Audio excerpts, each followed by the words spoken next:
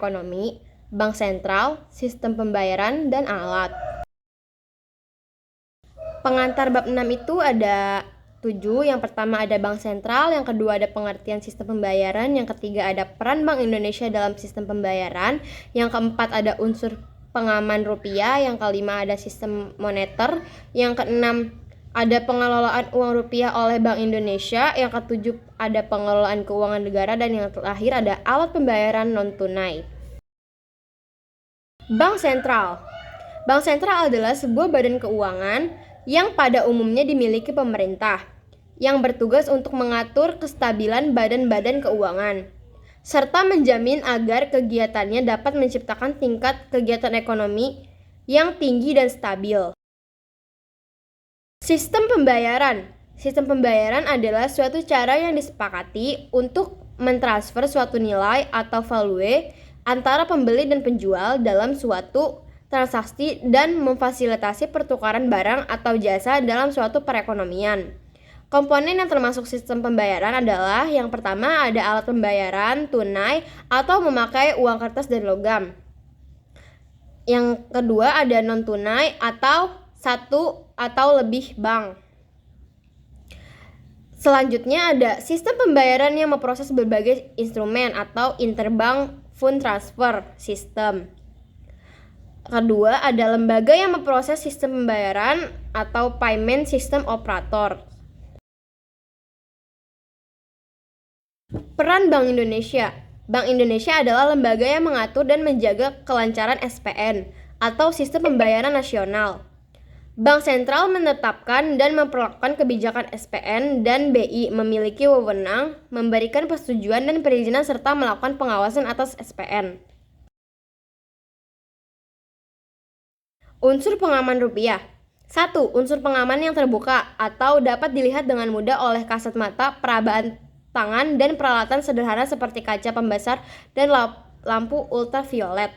Yang kedua, ada unsur pengaman yang tidak terbuka atau dilakukan dengan mesin yang memiliki sensor. 1. Semakin besar nominal pecahan diperlukan unsur pengaman yang lebih baik, kompleks, dan canggih.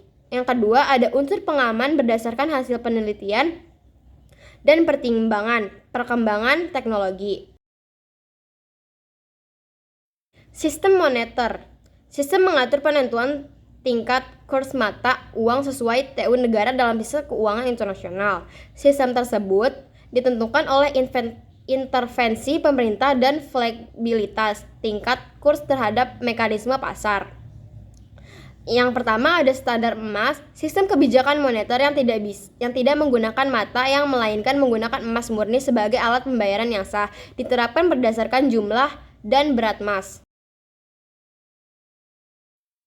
Pengelolaan uang rupiah oleh Bank Indonesia.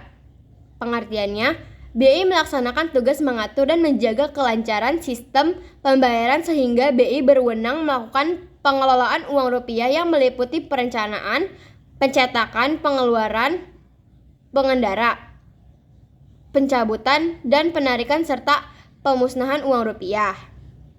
Ciri-cirinya itu ada 1. Ciri umum uang rupiah kertas, gambar lambang negara Garuda Pancasila, frasa Negara Kesatuan Republik Indonesia, Bank Indonesia.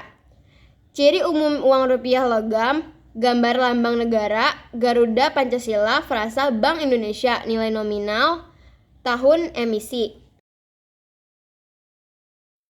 Pengelolaan keuangan negara. Yang pertama ada pasal 1 ayat 1 Undang-Undang Nomor 17 Tahun 2023 tentang keuangan negara adalah semua hak dan kewajiban negara yang dapat dinilai dengan uang, serta segala sesuatu baik berupa uang atau barang yang dapat dijadikan milik negara berhubung dengan pelaksanaan hak dan kewajiban tersebut.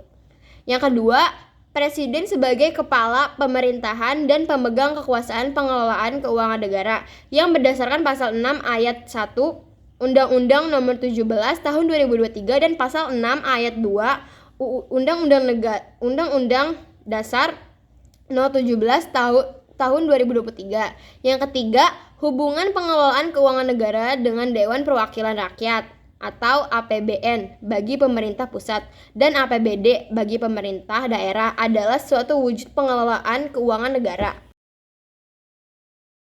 Alat pembayaran non tunai. 1. Merupakan metode pembayaran atas barang dan jasa yang tidak melibatkan pertukaran uang tunai. Memerlukan penggunaan satu atau lebih bank untuk menyelesaikan transaksi. Yang kedua, arus proses. Transaksi dan aliran pembayaran non tunai memiliki dua arus. Proses, aliran instrumen fisik dan aliran dana untuk kredit transfer atau penempatan dana dari pengirim ke penerima. Debit transfer atau pihak yang mempunyai kewajiban untuk membayar sejumlah dana kepada penerima akhir transfer debit. Yang ketiga, ada jenis media pembayaran non-tunai. 1. Media pembayaran berbaris kertas atau cek, nota debit, nota kredit. 2. Media pembayaran elektronik atau SMS, banking, transfer kredit, sistem clearing nasional BI. 3. Media pembayaran berbasis kartu atau kartu ATM, kartu kredit, dan kartu debit.